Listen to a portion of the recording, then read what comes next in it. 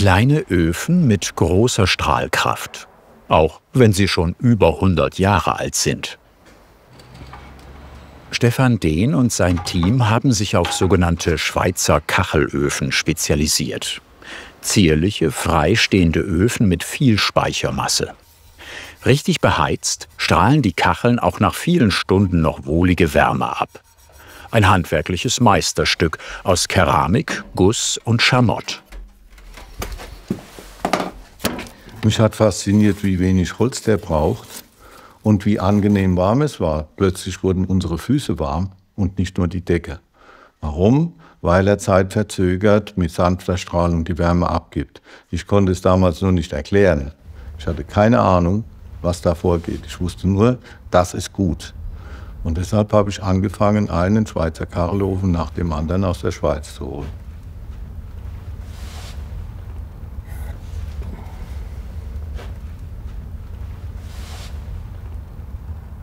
Seit 45 Jahren holt Stefan Dehn diese besonderen Öfen aus der Schweiz in den Hunsrück nach Leisel. Obwohl die ältesten aus dem Jahr 1890 stammen, sind sie auch heute noch emissionsarm und leistungsstark. In ihnen lodern Flammen bis 1000 Grad. Mit Sohn Serjoscha zerlegt der Ofenbaumeister jeden Ofen in seine Einzelteile. Der Schweizer Kachelofen ist von der Bauart her ein Kleinspeicherofen. Das heißt, er hat eine schwere Ummantelung und eine relativ kleine Feuerung und Rauchzüge. Das Brennholz ist nicht unser Brennstoff, sondern die Produkte, die aus dem Brennholz rauskommen, wenn ich es erhitze, also die Zerfallsprodukte vom Brennholz, Äthere, Harze, Öle, Säuren, alles Mögliche kommt da raus, zünden erst vollends bei 500 Grad Umgebungstemperatur. Die Zerfallsprodukte sind sogenannte Rauchgase. Unter den Kacheln hat der zierliche Speicherofen ein schweres Innenleben aus hitzebeständigem Schamottstein. Diese Speichersteine aus zweifach gebranntem Lehm erwärmen die durchziehenden Rauchgase. Die Steine speichern die Hitze über lange Zeit. Also es ist tatsächlich so, dass diese Öfen im Grunde immer so eine kleine Wundertüte sind. Man hat damals eben echt handwerklich gearbeitet. Man hatte überhaupt keine industriellen Vorfertigungen, bis auf vielleicht das Gestell oder auch die Kachel, wenn man das so will, in Serienproduktion. Aber es ist so, dass derjenige, der ihn gebaut hat, der hatte das Material, was er gehabt hat. Man sieht das hier oben jetzt schon mal ganz schön. Das ist relativ weicher Mörtel, also das ist reiner Schamottmörtel an der Stelle jetzt, der bröselig ist. Der bindet keramisch nur ab, also keine chemische Abbindeprozesse drin. Sie setzten ihn nach aktueller Abgasnorm instand. Ich bin jetzt ein bisschen gerührt, weil der Ofen aus meiner Hand stammt. Ich hatte ihn also schon mal gehabt, irgendwann vor 30 Jahren aufgekauft in der Schweiz und hier ausgeliefert. Ich weiß inzwischen noch an wen. Und jetzt haben wir ihn zurückgekauft, Zufallstreffer, man hat uns den angeboten und ich habe ihn zurückgekauft. Jetzt kommt er von Hessen wieder in den Hunsrück. Sie tragen Schicht für Schicht ab. Er hat gelebt, man sieht das wie beim Menschen, wenn er gelebt hat. Die Ecken sind rund, das Feuer hat seins getan. Und hier oben, wenn das dann nach den langen Zügen hier oben ankommt am Stutzen, haben wir noch 280 Grad übrig und in der Zwischenzeit geht die Hitze in den Stein über, der reagiert, bewegt sich, wird größer und kleiner und das Ganze ist ein permanenter Vorgang. Und so entstehen ja normalerweise auch die Wüste entsteht ja so, indem man Steine heiß und kalt und heiß und kalt und heiß und kalt macht. Und so ist das hier drin auch. Nur, was mich besonders freut, ist, er ist noch vollkommen intakt. Alle Funktionen würden weitere 15 bis 20 Jahre funktionieren. Einziges Problem: Seiner Brennkammer fehlt der Nachweis, wie sauber sie verbrennt. Stefan Dehn hat deshalb für alle Unikate eine Universalbrennkammer entwickelt und zertifiziert. Jetzt sind die sogenannten Rauchzüge sichtbar, Schamottplatten, durch die die heißen Rauchgase ziehen. Jetzt können wir sehen, dass wir also bis runter in die Brennkammer auf den Boden des Ofens sozusagen schauen können. Da sind also dann Steige- und Fallzüge. Es ist also so, dass dann aus der Brennkammer das Rauchgas hier hochgekommen ist. Der Deckel war da. Es ist hier über diese Schikane rum. Dann hier den Fallzug und geht dann quasi hier nochmal unter dieser Steinreihe quasi nach vorne und kommt dann zu guter Letzt eben hier hoch. Das Rauchgas geht hier noch einmal quer und hinten durch den Stutzen weg. Nach den Rauchzügen sind die Kacheln dran. Der Ofen hat also tatsächlich noch seine ursprüngliche Außenhülle. Man hat früher also hier Kieselsteine verbaut. Hat man damals eben gemacht, weil man die Schamottsteine nicht in den Mengen auch zur Verfügung hatte. Hat allerdings mit sich gebracht, dass man immer mal auch schauen musste, dass hier die Oberfläche, die ja dann doch mit der Zeit abbröselt, eben tatsächlich noch mal neu ausgeschmiert werden muss. Ich muss natürlich aufpassen, die Kachel ist auch anfällig für Schläge. Also man kommt nicht drum herum, dass man sie irgendwie natürlich hin und wieder mal ein bisschen berührt, aber die kann natürlich auch springen, klar.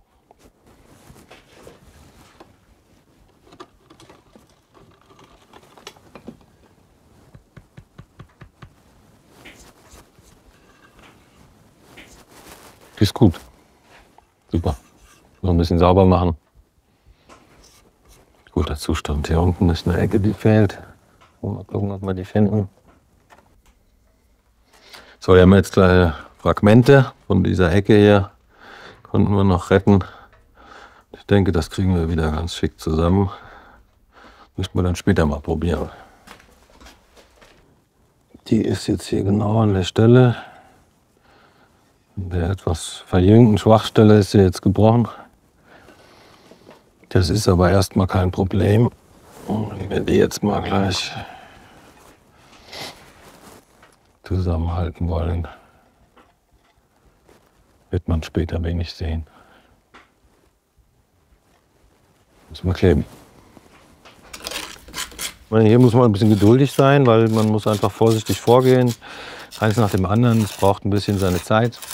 Ja, aber ich sag mal, der Beruf oder auch dieses Handwerk, gerade mit diesen 300 Kilo schweren Geräten oder auch mal 500 Kilo schweren Geräten am Stück, der bringt natürlich Anstrengungen mit sich, aber es ist wert. Sie recyceln viele Bauteile, wie die filigranen Kacheln. Wenn sie gereinigt und retuschiert sind, bekommt der Ofen sein authentisches Aussehen zurück.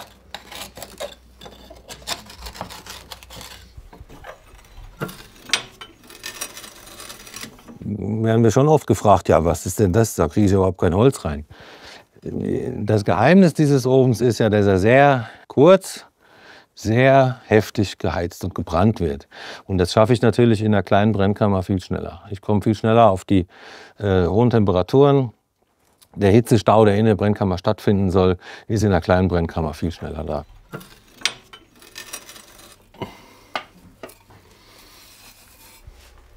Am Grunde des Ofens brennt das Feuer. Diese thermische Zersetzung des Holzes findet dort statt. Hier hinten beginnt dann, ab dem Abgang der Brennkammer, beginnen dann die keramischen Züge. Und das ist eben das, was das Wesentliche auch eines Grundofens, eines echten Speicherofens ist. Das ist eben, dass man vollständige, feuerführende Keramik hat. Bis zum Stutzen des Ofens, bis zum Austritt aus dem Ofen. Mit dem feuerführenden Schamott erzielen die Öfen bis zu 1000 Grad und gleichzeitig bändigt und speichert das Material die Hitze. Der Wohnraum bleibt angenehm warm. Andere Materialien halten diese Temperaturen nicht aus. Der Rückbau ist fast fertig. Genau. Naja, die ist dann jetzt schon mal draußen, die wollen wir ja eh nicht mehr reinbauen. Weil der Kunde eine Glasscheibe wünscht. Nicht nur Tür, sondern auch Boden- und Aschefach sind neu. Kollege Jürgen Wolf fertigt beides nach Maß an.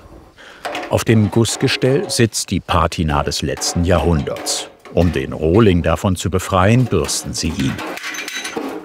Wir benutzen nicht den Sandstrahlapparat, sondern die Topfbürste, weil wir bei Gusseisen nicht die Sinterschicht, die sogenannte Sinterschicht, zerstören wollen. Das heißt, wenn wir jetzt einen Sandstrahler haben, der uns das schön sauber macht, und auch die letzten Reste Grundierung noch rausbläst mit den Sandstrahlen, dann kann es passieren, dass die oberflächlichen Poren von dem Gusseisen sich öffnen. Dann verliert es die Spannung auf der Seite und dann kann es krumm werden. Sogar Gusseisen, was normalerweise nicht der Bewegung unterliegt, kann dann sich bewegen bzw. sich durchbiegen. Ich habe das Glück gehabt, in der Schweiz mit ein paar Ofenbauern umgehen zu dürfen, aber das, was hier in der Werkstatt entstanden ist, musste beim Kunden funktionieren. Und wenn es nicht funktioniert hat, musste ich es nachholen, musste ich also wieder abholen, wieder hinbringen. Das machst du 2-, 3 Mal und danach guckst du genauer hin. Über 1000 historische Kachelöfen haben Stefan Dehn und sein Team bisher instand gesetzt. Beim Material gehen sie auch mit der Zeit. Zwischen Boden und Aschefach klebt eine Schnur aus Keramikglasfaser. Sie dichtet ab. Daneben ist noch Platz für die neue Luftzufuhr.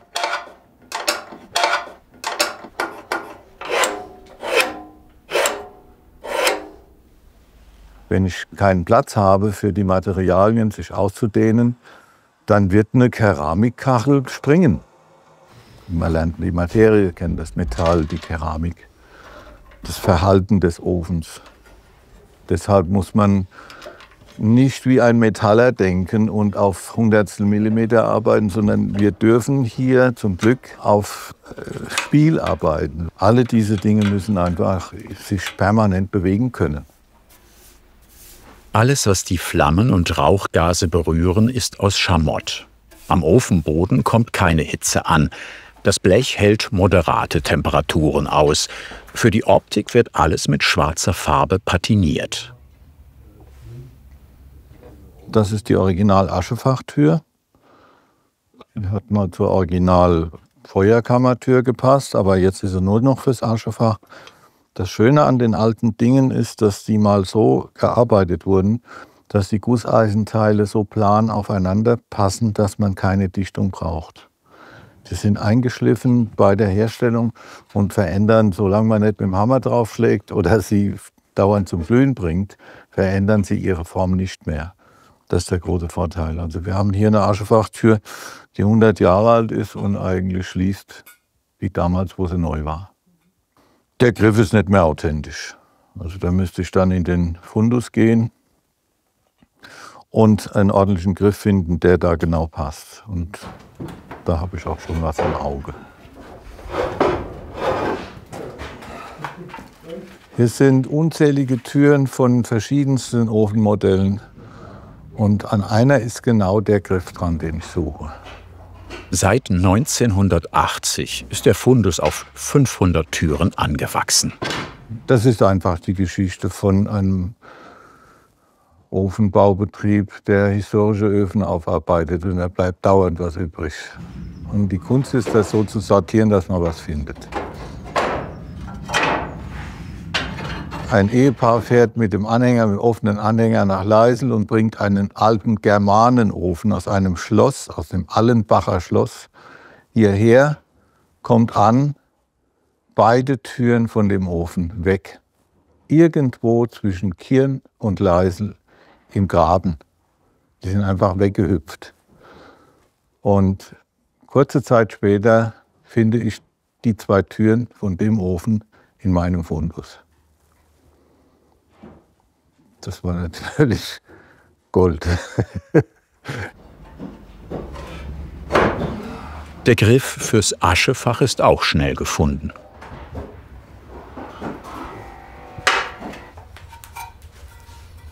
Serjoscha Dehn reinigt die Glasur der Kacheln mit Stahlwolle.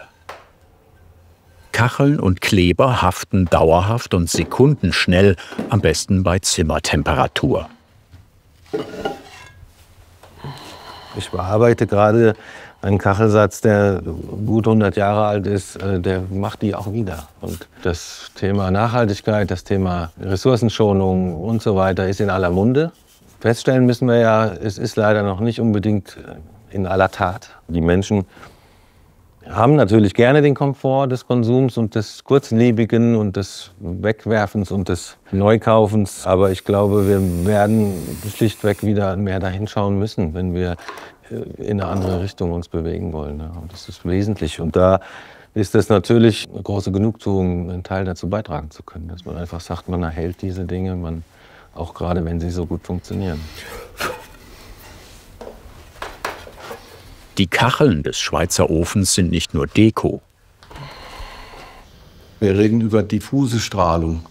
Ja, diffuse Strahlung heißt, wenn das jetzt eine Bohre ist von einem verputzten Ofen oder von einer gemusterten Kachel, dann wird der Wärmestrahl, der hier rauskommt, hier oben, der wird da unten in den Fußboden gehen. Und der Wärmestrahl, der von hier rauskommt, geht da in die Wand. Und der von hier rauskommt, macht die Decke warm. Diese diffuse Wärmestrahlung wird natürlich intensiver, wenn die Kachel ein Dekor hat, ein diffuses Dekor. Dann habe ich natürlich wie einen Wärmestrahlungsball, der in alle Richtungen abstrahlt, während die glatte Kachel das nicht so gut kann. Sie kann es auch, aber eben nicht so diffus und nicht so vielfältig. Was noch dazu kommt, ist natürlich die Oberflächenvergrößerung. Beim Ofen zählt nicht die kW, die auf dem Zettel stehen, sondern beim Strahlungsofen zählt die Oberflächengröße. Je mehr Quadratzentimeter ich habe, desto mehr Wärmestrahlen können in den Raum gesendet werden und desto intensiver wird die Bestrahlung des Raumes. Also die offensichtliche Veränderung ist, dass wir eine größere Tür bekommen haben, die auch eine Glasscheibe mit inbegriffen hat. Das hat den einfachen Hintergrund, weil wir zum einen selber Feuerfans sind und unsere Kunden eben auch. Also das Feuer, was in so einem Ofen brennt, das will man sehen. Außerdem bleibt die Scheibe sauber, weil wir ja sauber verbrennen und auch entsprechende Luftführung haben. Und somit wollen wir gerne die Öfen mit dieser Scheibe ausstatten. Und das Zweite, was sich eben jetzt geändert hat, wir sind höher geworden. Wir sind also auch in der zweiten Abteilung, von unten betrachtet. Das hat einfach den Hintergrund, weil unsere neue Brennkammer eben auch diese Höhe hat. Bevor der 42-Jährige die neue Brennkammer einsetzt, baut er zuerst die Hülle des Ofens wieder auf.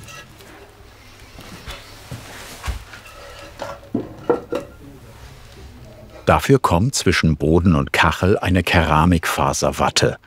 Das hitzebeständige Material dient als Auflage.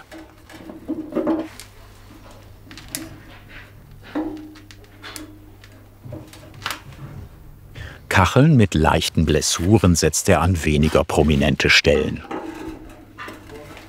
Ich messe jetzt im Moment gerade die mittlere Stoßfuge, dass wir ungefähr in der Mitte des Feldes sind mit dem Stoß. Das ist einfach eine Symmetriegeschichte. Dass wir also jetzt einfach wirklich mal sagen, wir bauen, so gut es geht, gerade ein.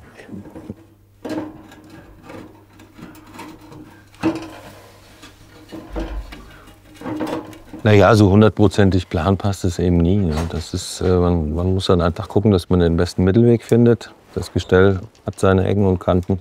Auch die Kachel hat ihre Ecken und Kanten. Und man versucht einfach den optisch besten Platz zu finden für die Kachel. Es ist auch im Besonderen bei der untersten Reihe natürlich auch wichtig, auf die Mittelfuge zu achten, weil die sich natürlich dann nach oben hin durchzieht. Ne?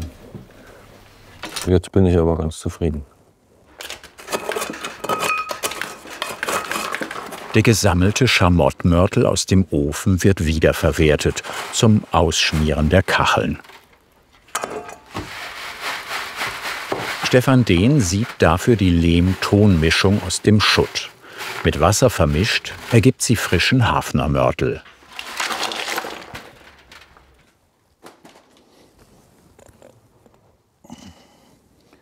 Das ist eine perfekte Mischung aus grobkörnigem Füllmaterial und dem Lehm, der das Ganze zusammenhält.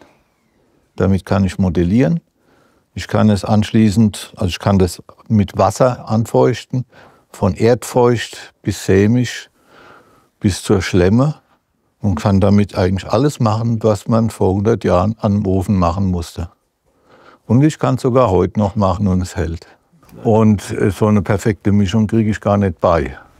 Und der Gedanke, dass das ganze Zeug wieder recycelt wird, ist natürlich nochmal eine ganz wichtige Sache für mich.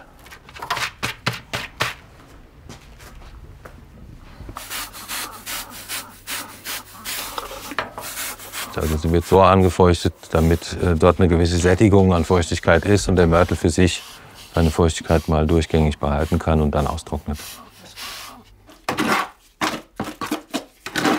Zum Hafnermörtel gibt er noch etwas Feuerbeton dazu, damit die erste Kachelreihe dauerhaft sitzt. Das sieht ein bisschen aus wie auf dem Mattspielplatz, was wir hier machen. Der Ofenbauer arbeitet am liebsten mit seinen Händen. Das hat den Hintergrund, dass wir den Mörtel einwerfen sozusagen. Ne? Der ist relativ sämig. Er soll sich bis in die letzte Ritze durch das Einwerfen eben hineinschaffen. Ja? Und wir haben ja jetzt auch nicht die Anforderung, dass wir hier optisch glatte Oberflächen herstellen müssen. Diese Wärmequelle gehört durch ihre Bauart zu den sogenannten Strahlungsöfen. Sie wärmt wie die Sonne. Die Keramik, die verwandelt sozusagen die Hitze des Feuers in Strahlungswärme. Und dann muss ich, Mensch, der ja warm, ich bin ja warm, ich bin ja selbst ein Ofen, ich muss dann nicht die Gebäudeumgebung oder den Fußboden erwärmen, sondern der Ofen macht es an meiner Stelle. Also man muss das Heizen mit einer Wärmequelle andersrum sehen. Man muss sagen, der Ofen erwärmt das Haus per Strahlung. Die Wände werden warm, ich darf warm bleiben. Ich muss nicht eine Gänsehaut werfen, um die arme Wand warm zu machen.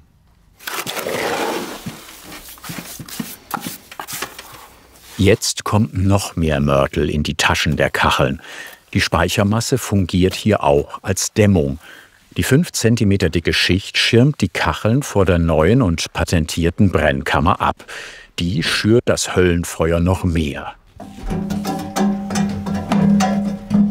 Was wesentlich anders ist, ist eben tatsächlich die Luftführung, die bei dieser Brennkammer eben sehr gezielt an die richtige Stelle eingespritzt wird, sozusagen, über Düsen, sodass wir eine optimale Führung in der Brennkammer des Rauchgases haben. Also wir erzwingen eine Umwälzung und somit wird die Verweildauer des zu verbrennenden Rauchgases eben erhöht.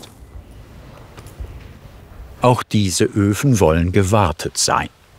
Lotta, Veit, Julius und Ferdinand genießen seine Wärme seit einem Jahr.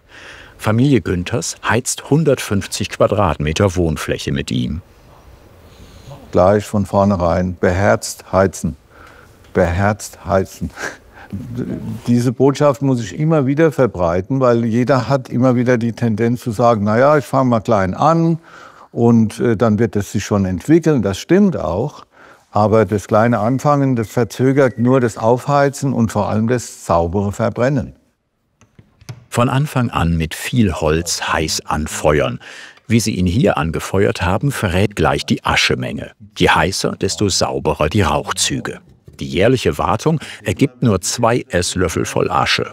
Der Ofen wird heiß und emissionsarm betrieben.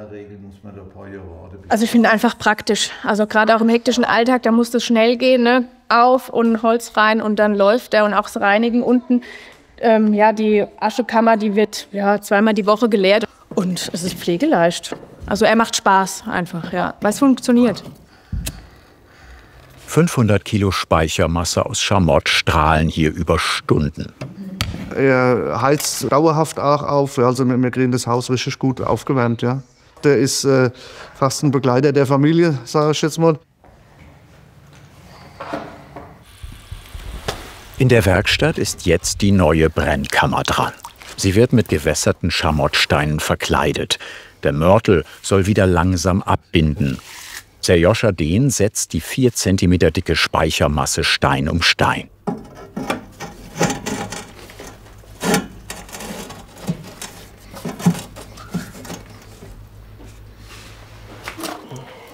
Ja, es ist so, dass wir im Besonderen in den Ecken, also an den Rändern der Steine dort den Hafnermörtel aufbringen und weniger in der Mitte. Hat den Hintergrund, dass wir vermeiden wollen, dass, wenn es mal einen Haarriss gibt, In dem Moment, wo etwas rauskommt in Richtung Brennkammer, gleich wieder durch feine Partikel dann hinten dran quasi der Raum belegt wird und so der Stein dann langsam aber sicher in die Brennkammer wandert. Und das wollen wir dadurch verhindern. Kleine Dehnungsrisse sind gewollt und beeinträchtigen seine Funktion nicht.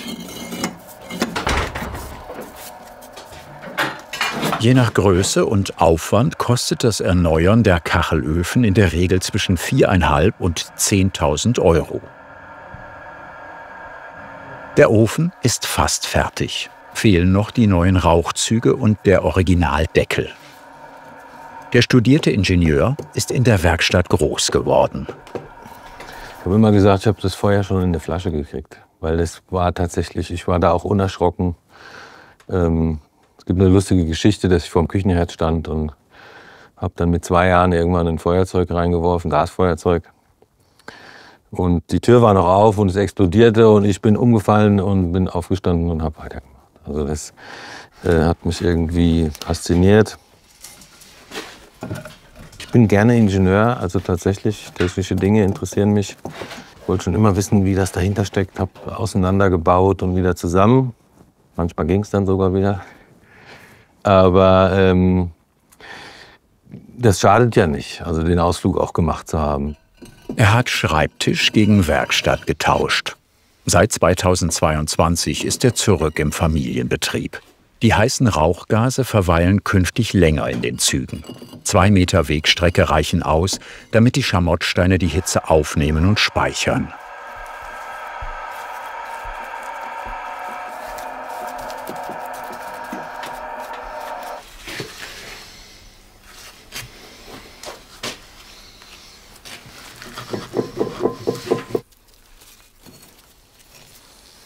Na, es ist wichtig, dass auf jeden Fall hier oben gleich nochmal auch angefüllt wird, dass er satt in dem Mörtel drin liegt. Das ist die Dichtigkeit der inneren Hülle sozusagen. Ja. Unter diesem Deckel sind rund 300 Kilo Speichermasse gekapselt. Mit den Originalschrauben wird alles verschlossen, auch wenn sie schief sitzen.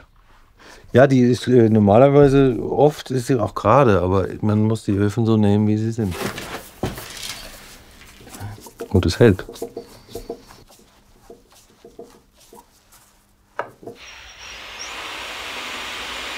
Deckel und Gestell sind wie Boden und Aschefach schwarz patiniert worden mit Graphit, einem Pigment aus mineralischem Kohlenstoff. Das ist erstmal sehr stumpf. Nach einer Politur bekommt das aber eben eine sehr schöne Oberfläche. Und das ist die ursprüngliche Art, wie man das gemacht hat. Mit dem Gusseisen-Metallteile kann man damit veredeln, die sogenannte Ofenschwärze. In Kacheln und Mörtel ist noch Wasser. Mit dem ersten Anfeuern heizen sie den Ofen behutsam trocken. Die funktionieren eben im Intervall. Also das bedeutet, ich packe in die Brennkammer 2/3, was hineingeht, so ungefähr, und setze aber ordentlich Holzvorrat rein. Dann zünde ich das Feuer von oben an. Und das Wichtige ist einfach bei einem Speicherofen im Allgemeinen, dass ich ihn sehr beherzt heize. Also da drin muss richtig was passieren. Hohe Temperaturen, viel Flamme, das braucht der Ofen. Wie bei einer Fackel soll das Feuer von oben runter brennen. So gasen die Hölzer schneller aus und verbrennen bestmöglich. Es gibt eine hungrigere, kältere Bausubstanz, die wird ihn schneller leer machen als jetzt eine hochgedämmte. Ja, wir haben auch Kunden, die ein Niedrigenergiehaus gebaut haben, die machen so einen Ofen alle 3 Tage mal an. Das ist ja der zweite Puffer, dass ich also meine Bausubstanz durch die Bestrahlung erwärme. Und die Wärme beißt sich fest. Das bedeutet auf Deutsch, alle 3 Tage 2,5 Stunden lang Feuer machen. Und dann haben sie ihre Grundlast im Haus gedeckt. Nach 2 Wochen Werkstattzeit ist der Kleinspeicherofen fertig. Er strahlt in zeitloser Schönheit mit zeitgemäßem und preisgekröntem Innenleben. Was hat dich am meisten an dieser Handwerkskunst begeistert? Schreib es uns in die Kommentare und wir freuen uns natürlich über dein Kanalabo.